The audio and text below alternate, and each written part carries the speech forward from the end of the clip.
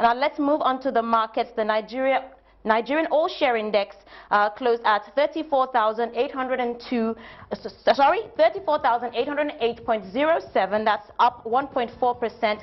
Market capitalization up to 11.14 trillion naira. We saw gains in Nestle, Dangote Cement, Nigerian Breweries, and Okomo Oil.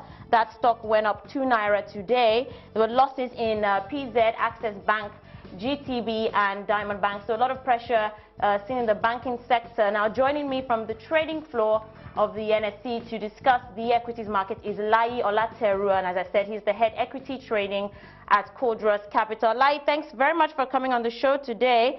Now, of course, we have earnings season now in full swing. I believe some profit taking is expected. It will be great to know where the buying opportunities are. I mean, surely there will be some buying activities. I mean, of course, if we focus on some of the companies that have released results, what stocks would you be looking at right now?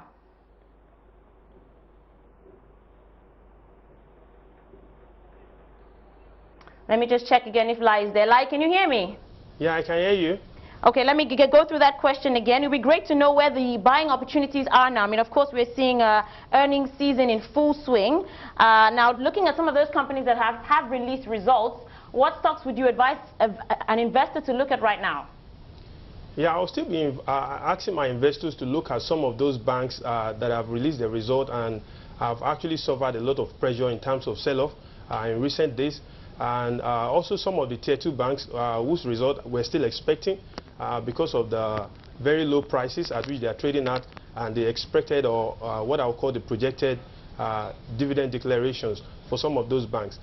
Moving away from the banking sector, I will still want my investors to pay attention to the activities in the agricultural sector, especially that of Okomo.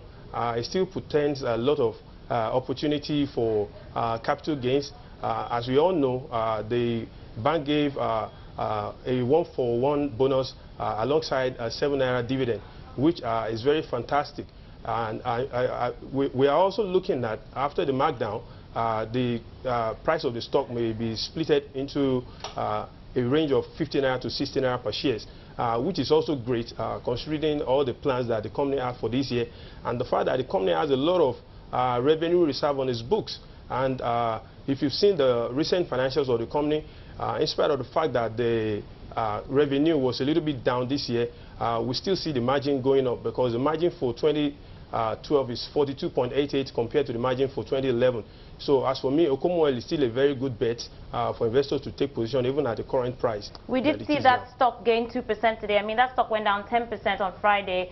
So I believe maybe some investors would have been worried there, being that, you know, we had the profit after tax down and revenue down, even though, you know, there was a good dividend declared. So you were saying that you believe that that stock will continue to rally? Yeah, I believe going towards the markdown day, the stock will still rally. Let me quickly take you back to what happened on Friday. On Friday, a couple of profit-taking activities was witnessed on that particular name. And I think it's a very good move on the part of speculative investors because if you remember, the result was released on Tuesday. And on Tuesday, it traded limit up of 10%, and it did that for 2-3 consecutive trading days.